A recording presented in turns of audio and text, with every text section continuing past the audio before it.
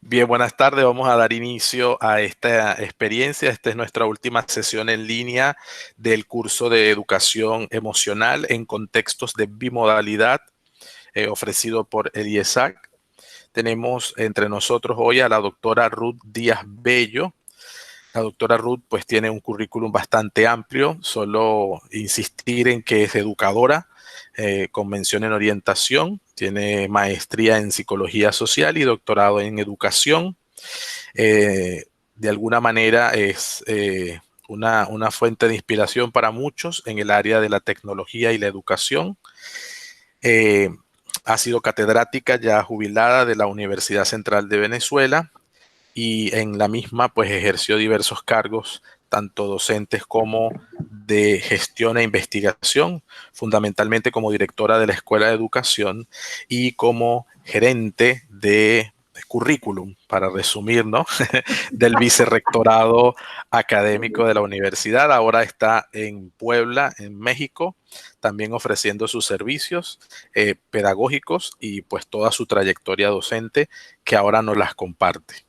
El centro de su presentación pues estriba en estos aspectos de la educación emocional y cuánto ha afectado la experiencia de la contingencia y qué herramientas o tips, ideas nos puedan servir para la atención a los niños, a nuestros discentes en los contextos que de alguna manera nos exigen unas formas de cambio y unas formas de atención particulares. Le damos la bienvenida a la profe Ruth. El micrófono es suyo y nuestra atención también. Gracias, muchas gracias, Gustavo.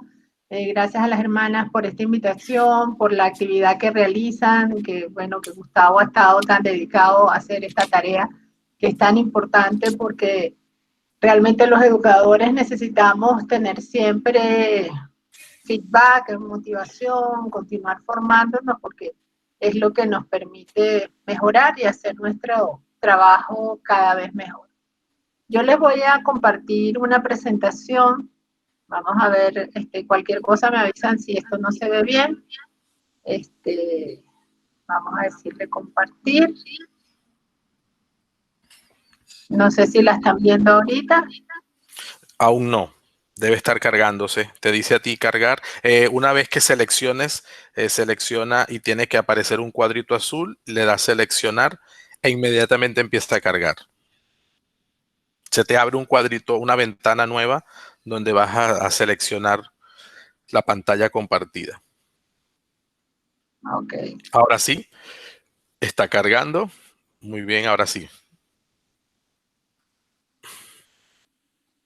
A ver. ¿Logran verla? Sí, sí. Vas a iniciarla, ¿verdad?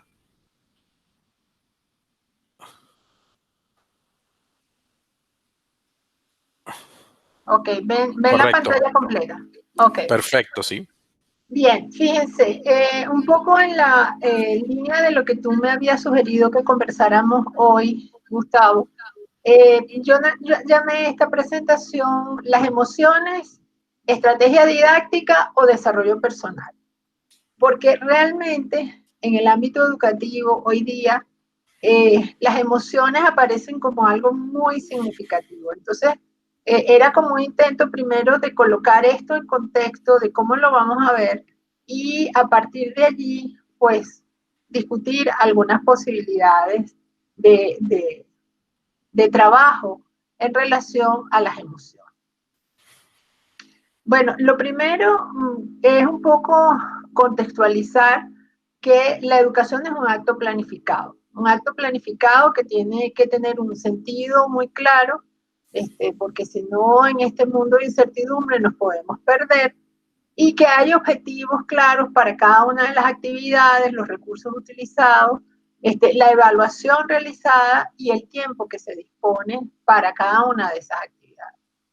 Entonces, cuando hablamos de las emociones como una parte de la formación del ser humano, tiene que ver con ese sentido de la educación, de cómo queremos formar individuos integrales que sepan, que conozcan sus emociones y las sepan manejar y sepan postergar las gratificaciones, o sea, todo eso que implica la inteligencia emocional. Pero también yo puedo hacer uso de las emociones para facilitar que tanto las actividades como los recursos y la evaluación me permitan los objetivos particulares que quiero lograr. En ese momento, entonces, yo comienzo a usar las emociones desde una perspectiva didáctica. O sea, ¿cómo logro con las emociones que los individuos tengan un mejor aprendizaje? Entonces vamos a tratar de ver un poquito eso, entendiéndolo desde una perspectiva mucho más amplia. ¿Cuál es esa perspectiva más amplia?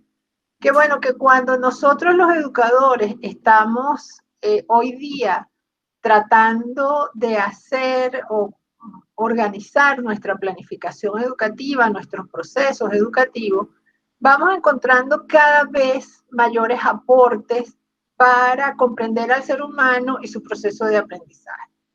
Esto, bueno, nos posiciona, por ejemplo, en las propuestas de Gardner y los tipos de inteligencia. Entonces allí, digamos, la propuesta de Gardner reflejó un hito histórico cuando nos dijo, bueno, no todas las inteligencias son iguales, no todos los individuos son iguales, no todos los individuos tienen la posibilidad de captar el mundo con la misma facilidad y de la misma manera. Eso ha tenido impacto en la manera como nosotros vamos a organizar nuestro proceso educativo. Igualmente, en relación a lo que es el aprendizaje, también se han ido desarrollando teorías que, partiendo desde la teoría conductista, pues hemos avanzado a teorías cognitivas, donde se encuentran las propuestas de Brunner, las propuestas de Ausberg, el aprendizaje significativo, o sea, cómo empieza a aparecer esa importancia de que ese aprendizaje tiene que tener un sentido para quien aprende. Evidentemente, las propuestas constructivistas que nos señalan todo el significado que tiene, los referentes que un individuo tiene cuando se aproxima al aprendizaje. También todas las propuestas que tienen que ver con las teorías del procesamiento de la información que han estado asociadas a este proceso del desarrollo de las tecnologías y que nos dicen de muchísimas maneras cómo las personas pueden procesar información, cómo ayudarlas a descubrir esa manera de procesar la información y cuál puede ser para cada persona la más efectiva, la que le resulte más de acuerdo a sus características de personalidad.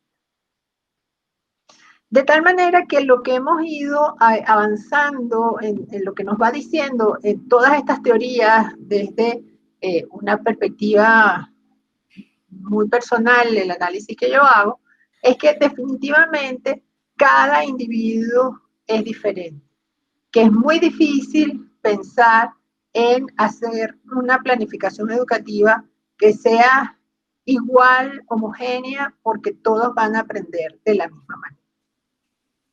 Así como estas teorías que destaco acá, que tienen que ver básicamente con los procesos cognitivos, la manera de procesar la información, el tipo de estilo de procesamiento de la información, también aparecen las propuestas de Goleman que tienen que ver con la inteligencia emocional. Y allí nos dicen, mire, es importantísimo que una persona que además de toda su formación y de todo lo que pueda tener como arsenal de herramientas cognitivas, tiene que tener necesariamente una inteligencia emocional para manejarse en el mundo de hoy. Y no porque no haya sido importante tener una inteligencia emocional antes, sino que reconocemos que estamos en un mundo con mucho cambio, muy acelerado, y necesitamos individuos que sean capaces de manejar la frustración que le produce el querer hacer algo y no poder hacerlo, y más en este escenario que estamos viviendo, por ejemplo, de nuestras cuarentenas y de las restricciones que tenemos de movimiento, no solo nosotros, sino los niños, ¿verdad? Entonces, cómo ayudar en esa formación para que la persona pueda manejar la frustración, postergar la gratificación, que este es un tema que se ha discutido mucho, porque se comenta que en nuestra sociedad hemos acostumbrado a nuestros jóvenes a tener una gratificación inmediata y pareciera que hay más posibilidades de éxito en la vida cuando eres una persona que sabe postergar esas gratificaciones.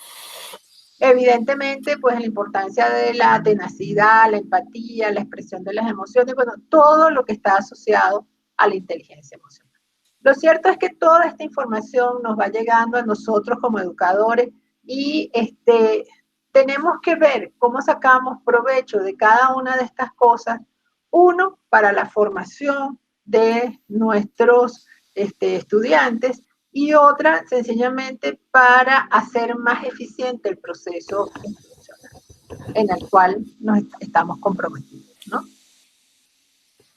Entonces, bueno, como hablábamos antes, ya aquí como destacando más los elementos de la inteligencia emocional de Goleman, tenemos estos aspectos que ya les estaba señalando antes, que son muy importantes para que nosotros logremos que nuestros estudiantes tengan ese equilibrio necesario y ese desarrollo emocional para poder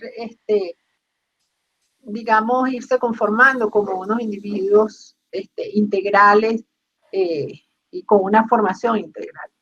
Entonces, bueno, fíjense ustedes aquí, como lo manejaba, como lo indicaba antes, una de las cosas que hace referencia a Goleman como más significativas en el ámbito de la inteligencia emocional es que los individuos sepan manejar la frustración.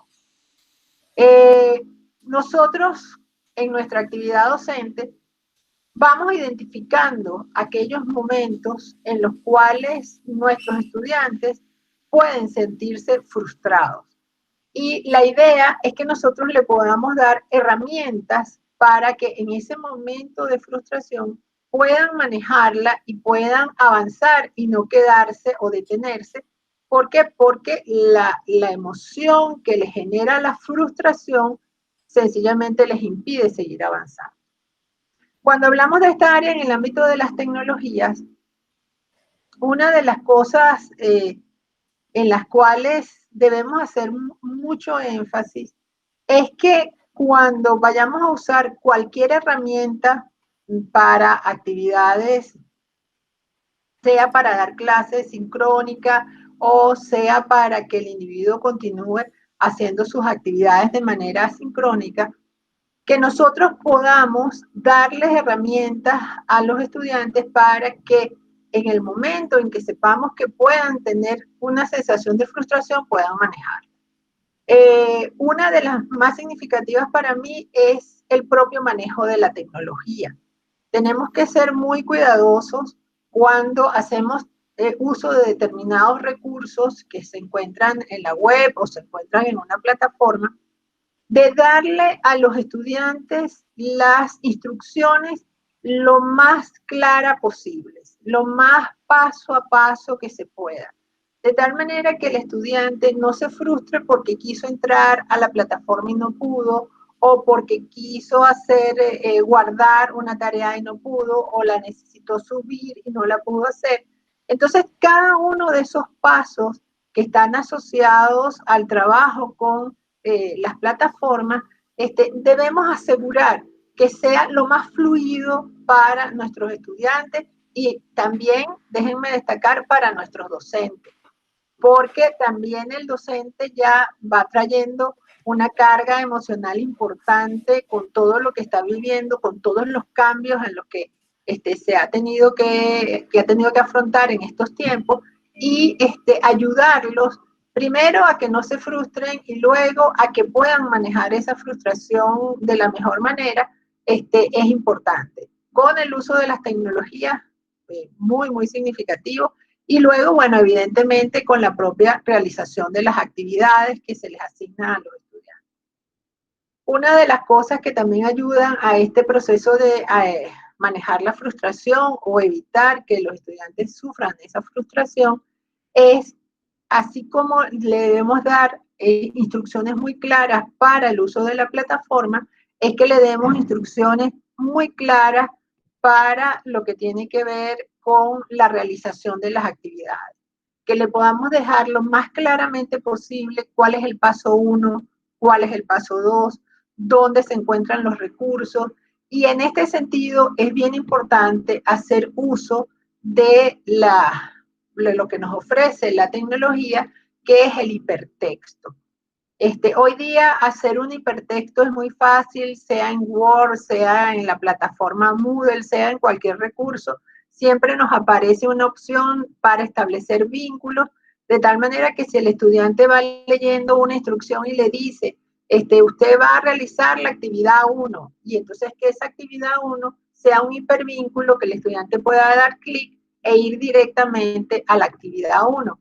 Entonces, en esa actividad 1, usted debe revisar el recurso tal. Y entonces, ese recurso también que sea un hipervínculo. Entonces, todas esas son cosas que hacen que el vínculo del estudiante con la herramienta, la plataforma, le permita hacer su actividad de manera fácil, le permita llegar a donde tiene que llegar para cada uno de los pasos que tiene que dar, y entonces el proceso se hace mucho más agradable. En relación a lo de la postergación de la gratificación, aquí es bien importante que nuestros estudiantes, cuando trabajan en el espacio virtual, tengan clara información de cuándo se les puede dar un feedback, cuándo se les puede dar una respuesta. Parte de lo que se ha vendido como oferta de la maravilla de lo que es la educación a distancia, y no porque no sea buena, sino porque a veces se ponen como cosas buenas, cosas que realmente no son ciertas, entonces se transforma luego en cosas que vemos como un engaño. Es que nos han dicho que con la educación a distancia, nuestros docentes están con nosotros 24 horas, cuando los necesitemos. En lo que usted requiera ayuda, inmediatamente esa ayuda aparece. Y la verdad es que cuando uno tiene su actividad de clase, uno no puede estar todo el tiempo o con el teléfono o con la laptop pendiente de si un estudiante pregunta algo. Entonces, en ese caso, la recomendación es que el docente informe entre las cosas que indica cuando asigna una actividad, es que le indique al estudiante en qué horario lo va a atender. Por ejemplo, el estudiante puede hacer la consulta cuando lo desee, eso es una realidad, pero el profesor debe indicar que él le va a responder, por ejemplo, entre 8 y 12 de la mañana, porque él todos los días de 8 a 12 se va a contactar. Si el estudiante hace una solicitud de apoyo o de ayuda a las 3 de la tarde, ya él debe saber que la respuesta se le va a ofrecer a partir de las 8 de la mañana del día siguiente. De tal manera que el estudiante sepa que el docente no va a estar allí todo el tiempo esperando que él solicite algo para inmediatamente darle una respuesta. La postergación de la gratificación implicará entonces que el estudiante sepa que sí, que va a ser atendido, que va a tener un momento para ser atendido, pero no es siempre inmediatamente. Luego, otro de los elementos de la inteligencia emocional que debemos tener en cuenta cuando trabajamos en la educación en línea, bueno, tiene que ver con la tenacidad. Este es un elemento importantísimo porque tiene que ver, vamos a llamarlo también disciplina del estudiante. El estudiante debe lograr una disciplina para organizarse y saber cuándo estudia, a qué hora estudia, en qué lugar estudia y en qué condiciones estudia. De tal manera que con esa disciplina él pueda mantenerse y asegurarse que todos los días tiene 2 horas de trabajo o la cantidad de tiempo que requiera para trabajar en las actividades que se le asignan.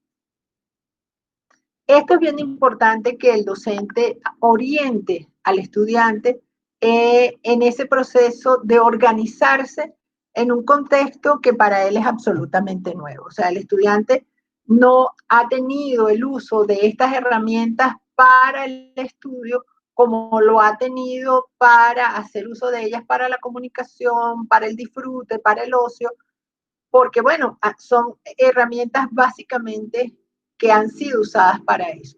Pero en este momento el docente tiene que ayudar a que el estudiante descubra la herramienta con sus características para el estudio, y eso quiere decir darle también herramientas para que se organice, sea disciplinado y la tenacidad pueda estar presente como una característica emocional.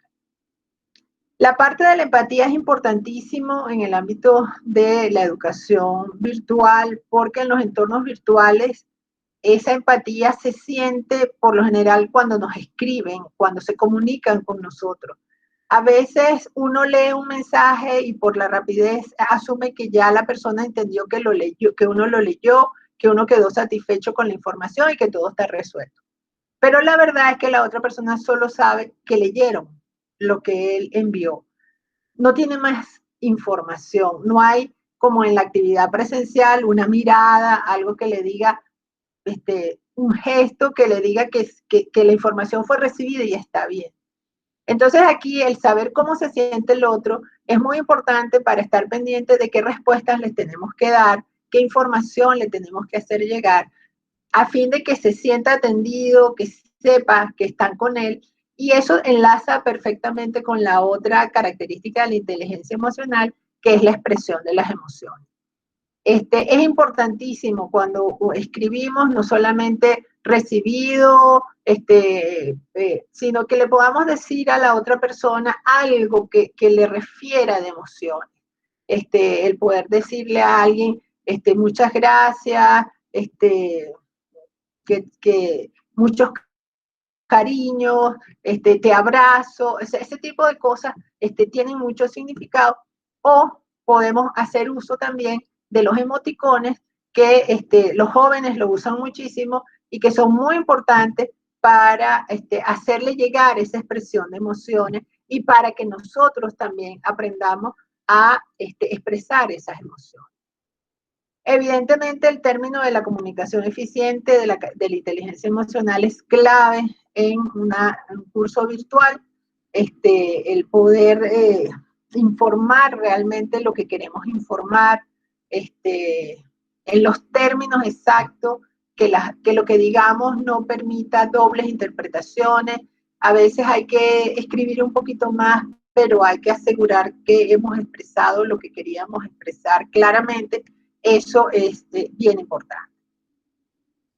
Y bueno, el reconocimiento de las emociones de los otros, que está asociado también a la empatía, no solamente es reconocerlas, sino sentirse unido a alguien en consonancia con sus emociones. Y el uso del humor aparece como una herramienta muy importante en el ámbito de la educación virtual. Y a mí me gusta trabajarlo mucho con mis estudiantes a través de los memes. Muchas veces yo les pido a mis estudiantes que elaboren un meme sobre una actividad pareció una sesión, elaboren un meme que para ustedes exprese lo que quieran de una acción. Entonces el meme aparece como una oportunidad para el humor, para también la comunicación aguda, desarrollo muchas posibilidades intelectuales a través del humor que nos conecta también con la inteligencia emocional. Sin pretender extenderme mucho en esto, porque no quiero estar hablando mucho tiempo y que aburrirlos, yo prefiero más o menos pasar ya algunas cosas más o menos rápido y que después ustedes, si desean hacer preguntas, las puedan hacer. Pero me gusta mucho vincular lo que tiene que ver la inteligencia emocional con la conducta resiliente, porque una de las cosas que se ha ido destacando también en el ámbito educativo es lograr formar individuos resilientes. Porque bueno, ¿qué es lo que ha caracterizado nuestros tiempos? Que son tiempos de cambio, que a veces no se sabe muy bien para dónde va, que la situación no es siempre todo lo satisfactoria que uno quisiera que fuera, pero al final lo que necesitamos es que sea tener a un individuo que ante una situación inesperada sea capaz de mantener su equilibrio, como lo dice en la lámina, salir indemne de una experiencia adversa, y salir indemne quiere decir que no se carga de rabia, frustraciones, sino que reconoce la situación vivida y aprende de ella, y ese aprendizaje lo lleva a mejorar. ¿Qué se supone que está asociado a una conducta resiliente? Bueno, una de las cosas que está asociada a la conducta resiliente ya la hemos visto en la parte de la inteligencia emocional, por ejemplo, que tiene que ver con la conducta de compasión, empatía y ayuda. En ello entonces podemos destacar que la empatía, tanto en la inteligencia emocional como en la conducta resiliente, aparece como una característica muy importante, clave, que debemos promover en nuestros estudiantes. Pero van apareciendo otras cosas que son muy significativas. Por ejemplo, se ha identificado que las personas que tienen conducta resiliente tienen un propósito significativo en la vida. O sea, son personas que saben hacia dónde van. Y eso hace que ante una situación adversa se recuperen y busquen vías para seguir en la dirección hacia donde van. Esto me recuerda la frase que dice que quien está en un velero pero no sabe para dónde va, para él nunca va a soplar un buen viento. Porque sencillamente puede tener un viento para un sitio, pero si él no sabe para dónde va, no va a orientar la vela hacia ninguna parte. De tal manera que la conducta resiliente aparece entonces guiada por ese propósito significativo en la vida, también por personas que influyen en lo que sucede a su alrededor. O sea, no son individuos porque tengan un propósito en la vida, no quiere decir que están cerrados sobre sí mismos, sino que más bien son personas que están orientadas hacia los demás en esa relación de compasión, empatía y ayuda. Y tienden entonces a estar atentos a lo que pasa a su alrededor. Aprenden de las experiencias, eso es clave. O sea, no se trata de no vivir experiencias, se trata de aprender de ellas.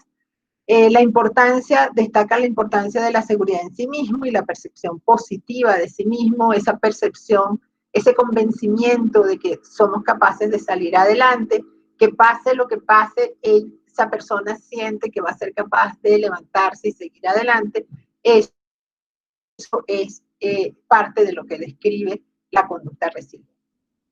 También la parte de la emocionalidad positiva es esa persona que tiende a tener esas emociones buenas, ese ser feliz, estar alegre, estar abierto, estar dispuesto. O sea, esa emocionalidad positiva es parte también de la conducta resiliente, y la percepción positiva del cambio y del futuro.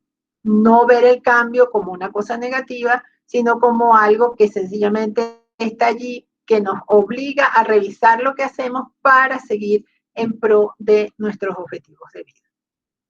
Entonces, fíjense, tenemos dos elementos importantísimos: la conducta resiliente y todo lo que tiene que ver con la inteligencia emocional, que podemos ir desarrollándolas para favorecer la conformación individual, vamos a decir así, con herramientas para que pueda afrontar la vida y pueda afrontar todo este tiempo de cambio e incertidumbre, que es lo que no solamente caracteriza lo que estamos viviendo en este momento, sino que pareciera que va a ser la característica de nuestras vidas por mucho tiempo.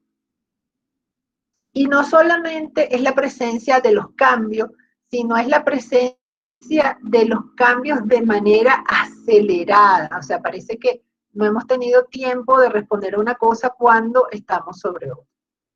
¿Qué implicaciones tiene esto para nosotros en la educación virtual? Bueno, sencillamente tenemos docentes que han estado haciendo su docencia mucho tiempo de una misma manera. Ahora estamos en una situación de cambio.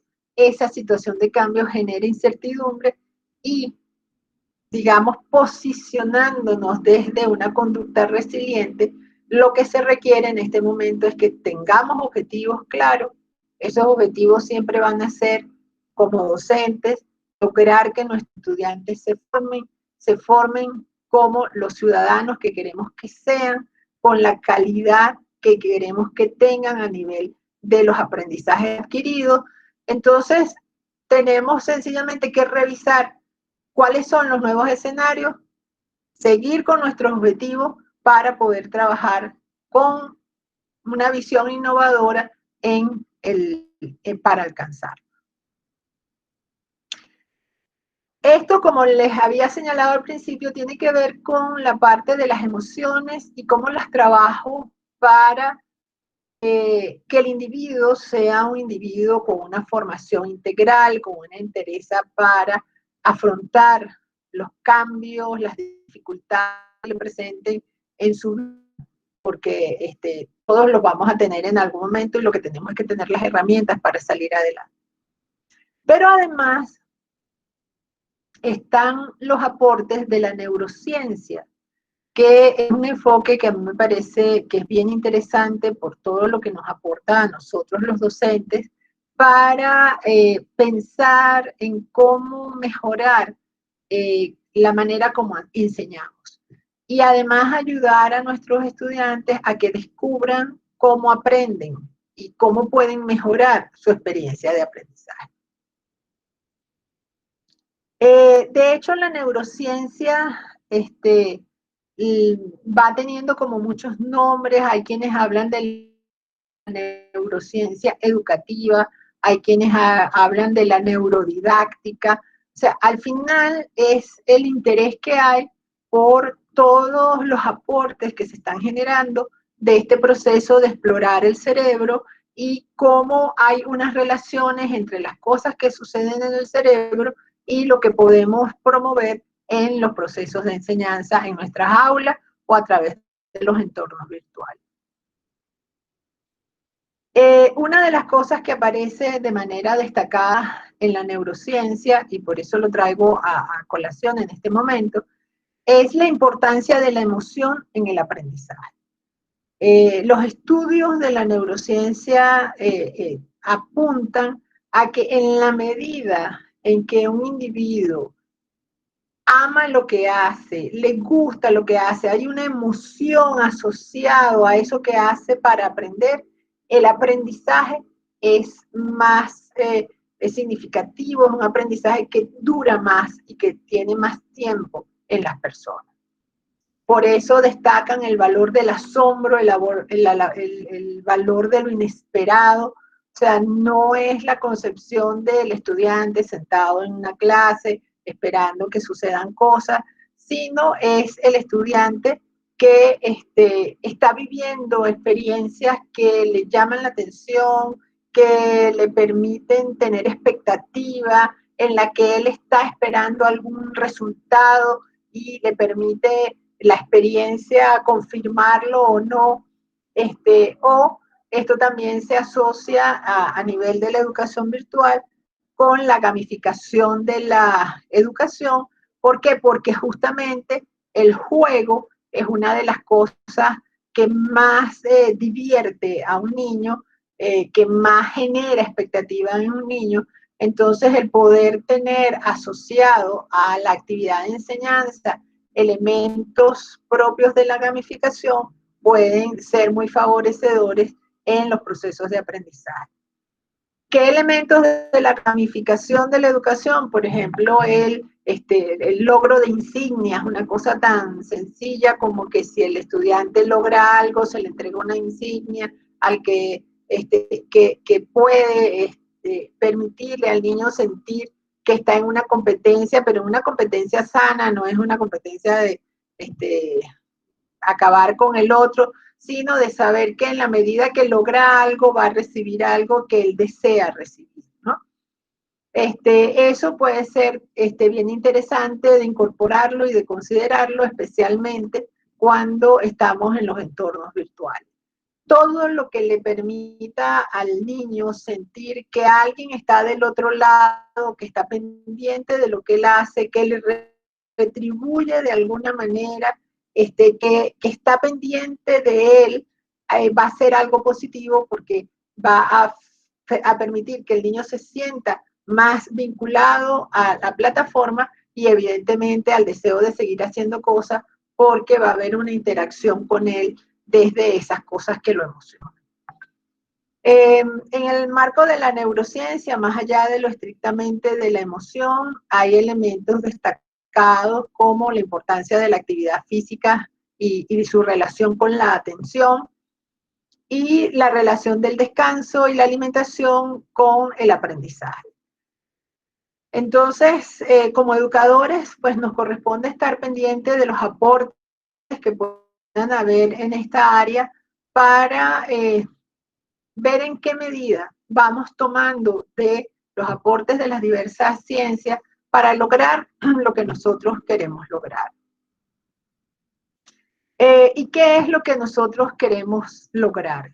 Le queremos que en los entornos virtuales podemos plantear una propuesta pedagógica que integre la actuación individual, porque es el individuo actuando por su cuenta, pero es importante también el conocer las emociones que ese individuo va viviendo, las va manejando y que nosotros ayudamos a que las vaya manejando, los compromisos éticamente construidos, esto es clave porque ese individuo tiene que ir construyendo una estructura ética que le permita actuar de manera correcta, independientemente de que él esté solo, con un equipo o actuando a distancia con sus compañeros, que faciliten el convivir y la colaboración en el quehacer educativo. Esto nos lleva a la claridad de que cuando trabajamos en los entornos virtuales, la actividad docente no es la misma que tiende a tener en una actividad presencial, ya que, como lo señala Cabero y Barroso, cuando pasamos a un entorno virtual, no se trata simplemente de aprender a utilizar un nuevo recurso. Se trata de ver cómo esos recursos nos permiten lograr los objetivos que nosotros tenemos propuestos, ¿no? Y entre esos objetivos queremos destacar 3 que son fundamentales. El aprendizaje autónomo, que es ese alumno que debe ser capaz de enfrentarse en solitario a una parte de los contenidos del curso. Y aquí quiero destacar la palabra que es en solitario. Y es allí donde nosotros debemos asegurar que esa experiencia en solitario no haga que el estudiante finalmente abandone porque justamente se sienta solo, se sienta que nadie lo apoya o no puede ayudarlo a resolver dudas. En ese ámbito es importantísimo cuando los estudiantes tienen que trabajar de manera autónoma, tener en las plataformas siempre un espacio, un foro o un chat de WhatsApp donde se puedan hacer consultas, que el estudiante pueda preguntar ante algo que no puede resolver, cómo hacer, y que esté seguro que en algún momento va a recibir una respuesta que evidentemente tiene que ser oportuna. Otra de las cosas importantísimas es el aprendizaje regulado, autorregulado, que como lo mencionábamos anteriormente, este es algo que realmente el docente tiene que apoyar al estudiante en el desarrollo de esta disciplina que es el aprendizaje autorregulado. Para lograr hacerlo necesita tener a mano una clara programación de un curso. Si no tiene la programación completa del curso, es difícil que el estudiante pueda autorregularse.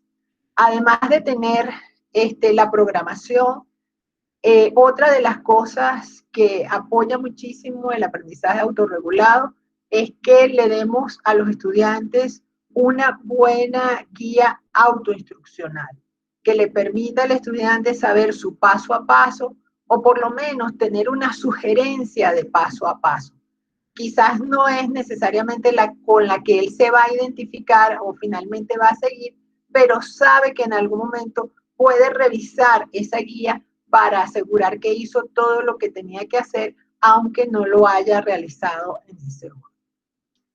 Lo que tenemos que estar pendientes los docentes es que si bien el aprendizaje autónomo es importantísimo y el aprendizaje regulado también lo es, autorregulado también lo es, los estudiantes no vienen a nosotros con esas competencias desarrolladas.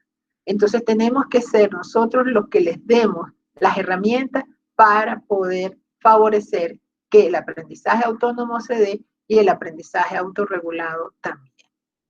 Y por último, como les había dicho, eran tres: el aprendizaje colaborativo, que implica ser capaz de comunicarse y dialogar con vistas a llegar a acuerdos, tanto con el profesor como con el resto de sus compañeros. Pues el aprendizaje colaborativo suele ser un elemento integrante en la mayoría de los cursos de formación. Fíjense que esta parte del aprendizaje colaborativo nos lleva a elementos que debe cumplir el facilitador. El facilitador, como lo hemos visto antes, debe ayudar a los estudiantes a manejar sus emociones, a ser resilientes, a tener inteligencia emocional, pero también debe marcarles caminos para que ellos sean capaces de lograr sus aprendizajes. Y como les decía antes, ayudarlos a mantener la comunicación entre ellos y con el propio docente. El propio docente tiene que tener empatía, tiene que saber dar información, tiene que ser un curador de contenido para que no le diga a los estudiantes, busque eso en internet. ¿Por qué? Porque, bueno, va a recurrir a lo mejor a una fuente que no es la mejor, y nosotros queremos que nuestros estudiantes recurran a las mejores fuentes. Entonces, esa información debemos dársela nosotros. Entonces, fíjense, un poco ya para ir cerrando y ver cómo podemos compartir un poco esto de las emociones y de cómo tomarlas cuando iniciamos un curso, sobre todo en este contexto que hemos tenido, en el que todos hemos vivido una situación inédita. Hemos estado en esta situación de la cuarentena, resguardándonos, protegiendo nuestra salud, sintiendo que nuestros espacios de trabajo están cambiando. Entonces, así como debemos promover este acercamiento con nuestros estudiantes, sobre todo si vamos a iniciar un curso, poder iniciar con las emociones que tienen nuestros estudiantes y preguntarles cómo se han sentido, pedirles que nos manden un emoticón que refleje cómo se ha sentido, o sencillamente que logren reconocer esa emoción que tienen y que la puedan expresar. ¿Por qué? Porque, bueno, tenemos emociones positivas. ¿Se acuerdan las que decíamos, esas emociones positivas que caracterizan a las personas resilientes, que tienen que ver con el orgullo, la simpatía, la tranquilidad, pero que son emociones propias de los tiempos tranquilos? Lo que pasa es que en los tiempos de incertidumbre predominan las emociones negativas, la culpa, la tristeza, la confusión, el miedo. Entonces, sean emociones positivas o sean emociones negativas, debemos ayudar a que ellas afloren y poderlas expresar. Entonces, ¿cómo tenemos este espacio de chat? Yo ahora voy a dejar de compartir la pantalla para ver el chat también. A mí me gustaría que ustedes dijeran cómo se han sentido en este tiempo de cuarentena. Puedan decirlo con un emoticón, puedan usar su chat para colocar un emoticón y decir cómo se han sentido. O quien lo quiera expresar con una palabra lo puede hacer. Como una experiencia muy cortita de la importancia de retomar esto, estemos en los escenarios que estemos. Darnos el momento de vamos a sentirnos, vamos a expresarnos y compartir eso para saber cuáles son esas emociones que están predominando en nosotros y poderlas compartir. Voy a dejar de compartir pantalla, luego vuelvo a ella, pero quisiera verlos desde el chat o desde donde quieran, hablar un poquito de esas emociones que han estado sintiendo y lo que creen pueden afectar su deseo de hacer pasar a la educación virtual o cualquiera de las cosas que puedan estar afectando estas emociones. Entonces, le acabo de dar a dejar de compartir pantalla. No sé si ya lo dejamos de ver.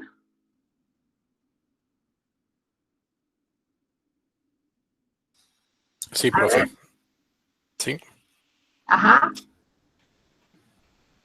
Sí, ya se dejó de ver. No los veo a ustedes. Ajá, aquí estoy. Entonces, bueno, me gustaría que pudiéramos compartir por el chat y vernos las caritas que surgen para luego, bueno, ir sencillamente al cierre ya de la sesión. Entonces, no sé, vamos a ver el chat, cómo van las caritas. Bueno, por aquí van apareciendo algunas. Sí, van apareciendo caritas.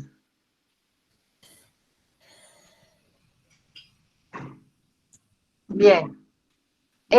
Fíjense que las actividades con los emoticones son bien agradables para los muchachos, sobre todo porque además le da tema de conversación y les permite, bueno, en algún momento consultarse y ver y profundizar en aquellas cosas que han estado sintiendo, ¿no? Entonces, bueno, ahí tenemos a Yoraima, que es un gusto saber que está por ahí. Y que dice, yo me he sentido, pareciera que entre medio dormida y explorando. Y la verdad, hasta ahora, la mayoría como que se ha sentido muy bien en la cuarentena, no ha tenido mayor inconveniente. Bien. Bien, entonces fíjense, la idea es que tengan la posibilidad de tener en sus espacios siempre la manera de compartir. Yoraima responde dormida, no explorando. Dormida no, explorando sí. Sí, nos faltan las comas para... Sí, faltan las comas. Sí. Bien, pero bueno, lo importante es que a través de las emociones inmediatamente podemos comenzar a conectarnos, a compartir, y eso es bien positivo. ¿Ok? De todas maneras, ya para cerrar, voy de nuevo a compartir la pantalla.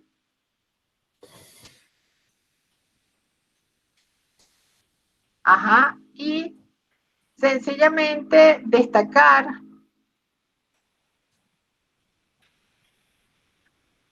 a ver si ahí tenemos la pantalla compartida. ¿Ustedes la están viendo compartida? Sí. Perfecto. Destacar que las emociones van a tener como una relevancia distinta en cada momento del proceso educativo y sencillamente las quise destacar aquí como las que hay que prestarle especial atención en cada momento, ¿no? Si vamos a iniciar una clase, una actividad, pues la importancia de lograr en los estudiantes motivación y compromiso, eso es clave. La motivación básicamente vinculando los intereses del estudiante con lo que vamos a ir trabajando y estableciendo esos compromisos de qué están dispuestos a hacer, cómo están dispuestos a lograr las metas que nos vayamos estableciendo como grupo. Luego, durante el desarrollo, como ya lo hemos señalado, la importancia del manejo de la frustración, de la postergación de la gratificación, la tenacidad y la empatía son claves. Eso no quiere decir, por ejemplo, que trabajar la empatía no sea importante al inicio también o al cierre, pero estamos señalando lo que es más significativo en cada uno de los momentos del proceso educativo.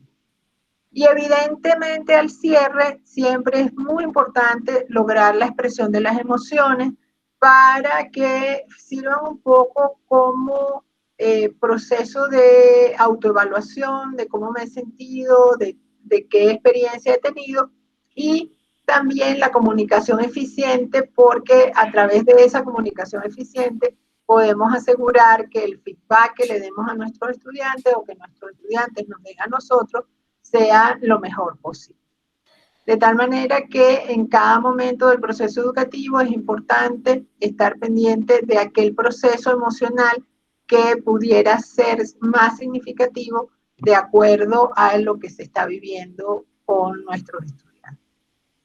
Bien, por ahora cierro acá, les doy las gracias, les dejo mi dirección de correo electrónico por si tienen alguna intención de comunicarse o consultar algo. Y del resto, pues quedo para ustedes cualquier consulta, cualquier duda que quieran compartir. Aquí solamente, bueno, muchísimas gracias, profesora Ruth. Creo que la presentación ha sido suficientemente diciente, amplia y profunda a la vez. Pero no obstante, bastante al principio, el profesor Félix puso una pregunta, no sé si ya con lo que ha sido diciendo después le ha quedado contestada, pero de todas maneras la leo. Decía, ¿cómo podemos motivar al estudiante para que se organice en su hogar? Sí, ya dejé de compartir pantalla, ¿verdad? Solo quería asegurar. Sí, sí, sí. Sí, una de las cosas que ayuda mucho con los estudiantes es que nosotros podamos darle pautas de organización. ¿Qué quiere decir eso? Una buena guía instruccional es la que permite al estudiante decirle, por ejemplo, nosotros le vamos a dar un conjunto de actividades para que él desarrolle en una semana. Entonces, una buena guía instruccional le debería decir al estudiante, mire, usted va a disponer de tantos días. Si hace las actividades entre lunes, martes, miércoles, pues seguramente usted va a tener más éxito porque si lo deja el sábado y el domingo, cuando usted juega, entonces va a estar más complicado para hacer. Entonces, y le vamos diciendo cuántas horas debería dedicar al día, le vamos dando elementos que lo ayuden a que él pueda administrar de mejor manera su tiempo. Otra de las cosas importantes que podemos hacer para que el estudiante se organice es que si le mandamos una actividad que nosotros sabemos que podemos dividir en 5 etapas, por ejemplo, nosotros tratamos de que el estudiante vea esas 5 etapas en las cuales pudiera trabajar y ayudarlos a decir, bueno, mira, a mí me gustaría que el lunes o martes hagas esto, primera y segunda etapa, miércoles y jueves, tercera y cuarta. Entonces uno los va orientando para que ellos no vean la tarea como una gran tarea inmanejable, sino que la vayan viendo por segmentos y que esos segmentos los vayan realizando poco a poco y cuando vengan a ver el trabajo completo ya esté listo y no les fue tan traumático como ver la tarea completa sin entender por dónde empezar o por dónde avanzar. Entonces creo que esa puede ser una de las herramientas que podamos tener para trabajar con nuestros estudiantes, para ayudarlos en ese proceso de avanzar. Sí, realmente creo que la respuesta muy acertada porque eso es una de las cosas que a ellos les desorienta totalmente, ¿no? Y que nos demuestra que tampoco en la escuela tradicional hemos sabido transmitirles esa autonomía y esa responsabilidad para que ellos lo hagan por sí mismos. Entonces hay que enseñarles, hay que ir despacito y dosificárselo realmente. Muy bien, ¿alguien tiene alguna pregunta más? Por aquí aparecen agradecimientos, felicitaciones, pero todo está clarísimo porque no hay ni una pregunta. Yo les quería comentar un ejemplo porque de acuerdo a lo que usted dice, hermana, es verdad, siempre lo vemos, pero lo vemos como que nuestros estudiantes no lo saben hacer. Y yo lo tengo como experiencia con mis estudiantes del doctorado, que también van dejando todo para última hora. Entonces yo acostumbro a decirle, mire, si ustedes logran escribir 10 páginas por semana y ustedes logran leer un libro por semana, lo que ha pasado el año, o sea, no un libro, un artículo pertinente para su trabajo por semana, cuando ha pasado el año ya se han leído 50 artículos, han escrito 540 páginas, o sea, que quiere decir que no van a necesitar 540 páginas para hacer una tesis doctoral. Entonces, es todo ayudarlo a llevar por partes para que se pueda ver que ese gran objetivo no es una cosa inaccesible, ¿no? Entonces, bueno, un poco entender que no solamente son nuestros niños chiquitos, sino que somos todos en ese deseo de postergar y dejar el hacer para el último momento. Pues sí, así es. Muchas gracias por los consejos y orientaciones que de verdad muy prácticos y válidos para estos tiempos que corremos y para siempre, y para siempre. Sí. Bueno, hermana Emma, si quieres cerrar la sesión, nuestra última sesión ya después de estos cursos que hemos impartido, de este curso, ¿no?, que hemos impartido de inteligencia emocional. Ya. Bueno, muchas gracias a Ruth, excelente presentación, ya nos lo han dicho también todos los participantes. Muchas gracias a todos los que estuvieron esta tarde con nosotros. Les recordamos que es un curso intensivo, que esto se está terminando, que vayamos terminando nuestras actividades, todas las participaciones, que es el punto que corresponde a cada uno para que esto tenga un éxito y un fruto.